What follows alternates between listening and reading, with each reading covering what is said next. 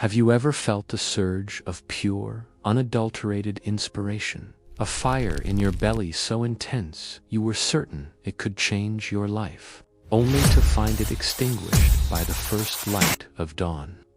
If you have, then you know the most seductive lie we are ever told. The lie that motivation is the key to our dreams. It is not. Motivation is the spark, but it is not the fire. My story begins with a man named Liam, and in many ways, Liam was a graveyard of brilliant beginnings. His apartment was a museum of abandoned ambitions. In one corner sat an expensive guitar, its strings collecting a fine layer of dust, a silent testament to the week he was going to become a musician. On his bookshelf, dozens of books on business and philosophy were bookmarked, but never past the third chapter. His laptop held folders filled with half-written novels, brilliant first acts that withered on the vine, their potential lost to the inevitable fading of that initial, intoxicating rush of excitement. Liam was a connoisseur of motivation. He would watch a powerful speech or read an inspiring article and feel an electric jolt course through him. For a day, sometimes even a week, he would be unstoppable. He'd wake up early, plan his entire future, and attack his goals with ferocious energy. But then, inevitably, life would happen.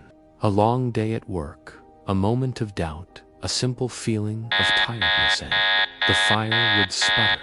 The motivation, that beautiful, fleeting spark, would vanish, leaving him right back where he started, surrounded by the ghosts of what could have been. He believed his problem was that he just couldn't stay motivated. The truth, he would soon learn, was that he was relying on a fundamentally flawed fuel source.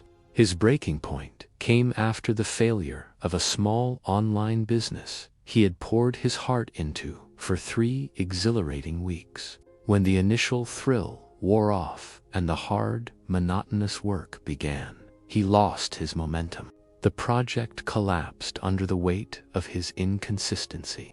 Staring at his reflection one evening, he saw not a man of potential, but a man drowning in it. Defeated, he did the only thing he could think of. He left. He drove for hours without a destination, eventually finding himself in a small, quiet coastal town where the rhythm of life was dictated by the tides, not by fleeting whims. It was there he met Silas, an old boat builder with hands as gnarled as ancient driftwood and eyes that held the calm, steady patience of the sea itself.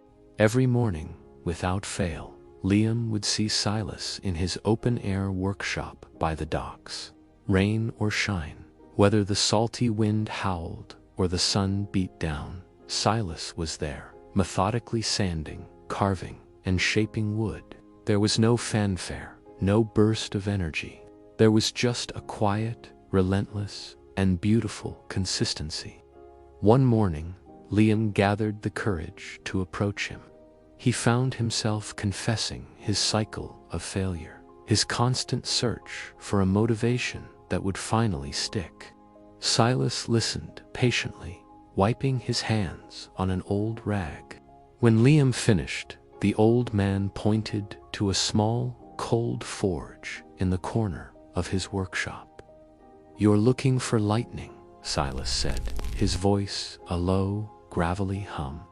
"You want that brilliant flash that lights up the whole sky and makes your heart pound. That's your motivation. It's powerful, yes, but it's over in a second, leaving the world darker than before." He then walked over to a stack of seasoned oak logs next to a stone hearth. He picked one up, its weight solid and reassuring in his hands. "Discipline," he continued, "is not the lightning. Discipline is this." He placed the log carefully inside the hearth. "It's the slow, steady burn. It doesn't scream for attention.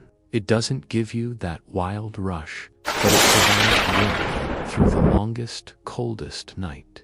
It cooks your food, It keeps the darkness at bay. You don't wait to feel like adding a log to the fire. You just do it because you know the fire is what sustains you. You are trying to build a life with flashes of lightning. Son, you need to learn to tend the fire. Liam was struck by the simple wisdom, but a part of him still rebelled. But what about the results? He asked. I work, and I see nothing. It's hard to keep going when there's no reward. Silas smiled faintly and told him a story his own father had told him, a story about the Chinese bamboo tree. He explained that when you plant the seed of this particular bamboo, you water it and nurture the soil for an entire year, and you see nothing. The second year, you continue to water and fertilize, and still nothing breaks the surface. The third and fourth years are the same. Your neighbors might mock you, telling you that you are wasting your time on barren ground. Any rational person would have given up, but you persist. Then, sometime during the fifth year, a tiny sprout finally appears, and in the next 6 weeks, the bamboo tree grows up to 90 feet tall. Silas leaned in, his gaze intense. So, did the tree grow 90 feet in 6 weeks, or did it grow for 5 years? The success, the incredible growth everyone sees, was built on 5 years of disciplined action, of faith in the process, of watering the ground when there was absolutely nothing to show for it. That, my boy, is the foundation. Motivation gets you to plant the seed. Discipline is what makes you water the barren ground, day after day, for 5 years. That conversation was the turning point. Liam returned from that coastal town a different man. He wasn't miraculously motivated. In fact, he felt nothing of the sort. Instead, he felt a quiet resolve. He understood now. He didn't need to feel good to take action. He just needed to take action. He decided to abandon his grand, sweeping plans, to change everything at once. He chose one thing. Writing. His dream had always been to be a writer, and now he would approach it, not with lightning, but with the steady burn of an oaken log. He made a simple, unbreakable rule for himself. He would write 500 words every single day. That was it. He didn't care if the words were brilliant or terrible. He did uncare if he was bursting with ideas or staring at a blinking cursor with a completely empty mind. He didn't wait for inspiration. He simply sat down at his desk at the same time every day and did the work. The first few weeks were excruciating. Every fiber of his being screamed in protest. His old habits beckoned, promising the easy comfort of distraction. The voice of doubt whispered that his writing was worthless, that he was wasting his time. But he remembered Silas. He wasn't looking for a flash of genius. He was tending the fire. He was watering the barren ground. He showed up, day after day, slowly, imperceptibly at first. Something began to shift. The resistance lessened. The 500 words became less of a chore and more of a ritual, as ingrained in his day as brewing his morning coffee. The act of doing it, regardless of his emotional state, began to build its own momentum. He was no longer a slave to his feelings. He was the master of his actions. He was building a foundation. Years have passed since that trip to the coast. The man who once lived in a graveyard of abandoned dreams is now a successful author. His apartment is no longer a museum of what could have been, but a testament to what is. There are still days when he wakes up and feels no motivation at all. There are days when the words feel clunky and the process feels like a grind. But it no longer matters, because he doesn't rely on the spark. He relies on the fire. The discipline he forged through those thousands of mundane, uninspired, but consistent days now carries him effortlessly. He learned the greatest lesson of all.